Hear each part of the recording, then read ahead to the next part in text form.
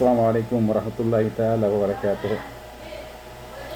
Eid Mubarak, yun ang karaniwan nating marinig sa araw na ito dahil ang ang mga Muslim sa buong Asian countries ngayong araw na ito, ngayon natin ino-observe ang Eid al-Fitr. So, sa mga kapatid, so patuloy nun tayo, punta tayo sa ating mga lugar dasalan upang isagawa ang ating Eid al-Fitr, ang prayer, no, sa iba't ibang dako dito sa atin sa Bigo City particularly.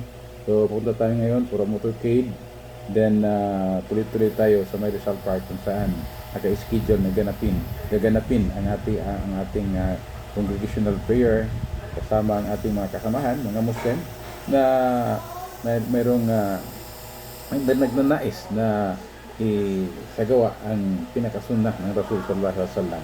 So, ulitin ko, mamaya magbalik tayo. Ngayon is Eid Mubarak. Assalamualaikum warahmatullahi wabarakatuh.